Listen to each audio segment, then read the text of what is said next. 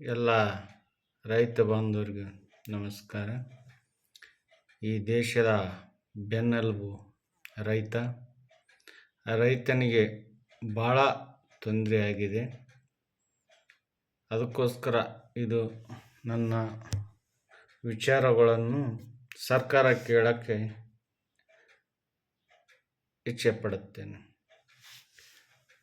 ನಮ್ಮ ರೈತರು ಹಗಲಿ ರಾತ್ರಿ ಅನ್ನದೇ ದುಡಿದು ನಮಗೆಲ್ಲ ಅನ್ನ ಕೊಡುವ ರೈತ, ಅನ್ನದಾತ.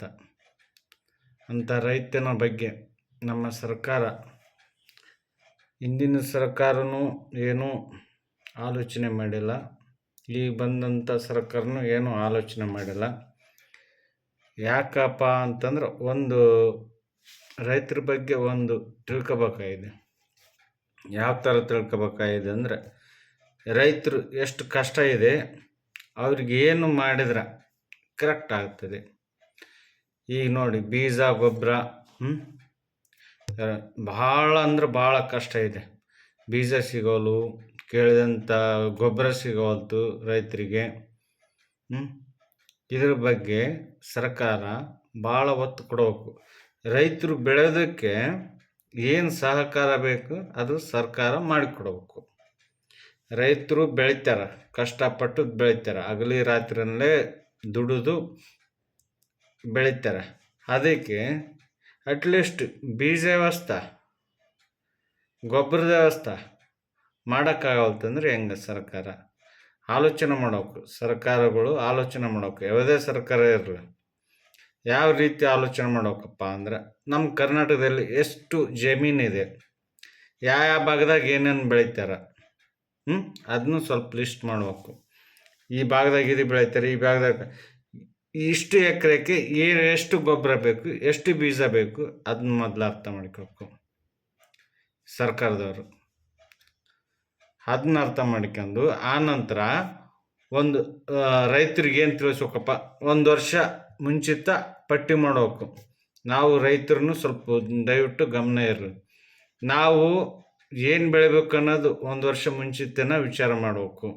ಯಾವ ರೀತಿ ಅಂತಂದ್ರೆ, ಎಲ್ಲರೂ ಒಂದೇ ರೀತಿ ಹಾಕಿಬಿಟ್ರೆ ಅದಕ್ಕೆ ರೇಟನ್ನು ಸಿಗಲ್ಲ. ನಾವು ನಿಗಿಷ್ಟ ಏನಪ್ಪ ಅಂದ್ರೆ ಸಿಂಪಲ್. ಈಗ ನಮ್ಗೆ ಬೇಕಾಗಿದ್ದು 1 kg, ಅಲ್ಲಿ 10 kg ಇತ್ತಪ್ಪ ಅಂದ್ರೆ ನಾವೇನು ಮಾಡ್ತೀವಿ? ವೇಸ್ಟ್ ಮಾಡ್ತೀವಿ. 9 kg ವೇಸ್ಟ್ ಆಗುತ್ತೆ. ಆ ರೀತಿ ಈ ನಮ್ಗೆ ಎಷ್ಟು ಬೇಕು, ಯಾವುದಕ್ಕೆ ಏನೇನು ಬೆಳಿಬೇಕು, ಈ ಸದ್ಯ ಏನಿದೆ, ಯಾವುದಾವ್ದು ಎಷ್ಟೆಷ್ಟು ಬೆಳೆದ್ರೆ ಏನೇನು ನಮಗೆಲ್ಲ ಲಾಭ ಸಿಗುತ್ತಂತ ಆಲೋಚನೆಯನ್ನು ರೈತರು ಮಾಡಬೇಕು. ಮಾರ್ಗದರ್ಶನ ಸರ್ಕಾರನೂ ಕೊಡಬೇಕು. ನೀವು ಈ ಥರ ಬೆಳೆದ್ರೆ ನಿಮ್ಗೆ ಅನುಕೂಲ ಆಗ್ತದೆ ಅಂಥೇಳಿ. ಮತ್ತು ಎಷ್ಟು ಎಕರೆ ಐತಂತ ಎಲ್ಲ ಸರ್ಕಾರಕ್ಕೂ ಗೊತ್ತಿದೆ. ಅಷ್ಟು ಎಕರೆಗೆ 1 ಎಕರೆಗೆ ಏನು ಹೋಗ್ತೈತಪ್ಪ, ಗೊಬ್ಬರ ಎಷ್ಟು ಹೋಗ್ತಾವೆ, ಬೀಜ ಎಷ್ಟು ಹೋಗ್ತಾವೆ, ಅದನ್ನೆಲ್ಲ ಸೌಲಭ್ಯ ಮಾಡಿಕೊಡೋಕೆ ತಾವು ಸರ್ಕಾರದವ್ರು ಅಂದಾಗ ಮಾತ್ರ ರೈತರು ಮುಂದೆ ಬರೋಕ್ಕೆ ಸಾಧ್ಯ. ರೈತರು ಎಲ್ಲರೂ ಒಂದೇ ಹಾಕ್ಬಾರ್ದು. ಸಿಚುವೇಶನ್ ನೋಡಿ ಒಂದೊಂದು ಬೇರೆ ಬೇರೆ ಬೇರೆ ಬೇರೆ ಮಾಡಬೇಕು. ನೀವು ಎಲ್ಲದು ಒಂದೇ ಮಾಡಿಬಿಟ್ರೆ, ಇವತ್ತು ಸಜ್ಜಿ ಹಾಕಿಬಿಟ್ರೆ ಬರೀ ಸಜ್ಜಿನ ಹಾಕಿಬಿಡ್ತೀರಿ, ತೊಗರಿ ಹಾಕಿದ್ರೆ ತೊಗರಿ ಹಾಕಿಬಿಡ್ತೀರಿ. ಹಂಗಾಗಿ ಏನು ಮಾಡುತ್ತೆ, ಅವು ಜಾಸ್ತಿ ಆಗಿಬಿಡುತ್ತೆ. ಅದೇ ಹೇಳಿದ್ನಲ್ಲ, 1 kg ಬೇಕಾಗಿದ್ದು 10 kg, 10 kg ಬೇಕಾಗಿದ್ದು 100 kg, ಅದು ಉಪಯೋಗ ಆಗಲ್ಲ ಅಷ್ಟೆಲ್ಲ. 10 kg ಅಂದ್ರೆ 10 kg ಬೆಳಿಬೇಕು ನಾವು. ಅದಕ್ಕೆ ವ್ಯಾಲ್ಯೂ ಇರುತ್ತೆ, ಒಂದು ಡಿಮ್ಯಾಂಡ್ ಬರುತ್ತೆ, ನಮ್ಗೆ ಅನುಕೂಲ ಆಗುತ್ತೆ, ನಮಗೂ ಅಮೌಂಟ್ ಸಿಗ್ತದೆ. ರೈತರಿಗೆ ಏನಾಗುತ್ತೆ ಅಂದ್ರೆ ಬೇಡಿಕೆ ಜಾಸ್ತಿ ಆಗುತ್ತೆ, ಬೇಡಿಕೆ ಜಾಸ್ತಿ ಆಗುತ್ತೆ, ಅಮೌಂಟ್ ಬರುತ್ತೆ.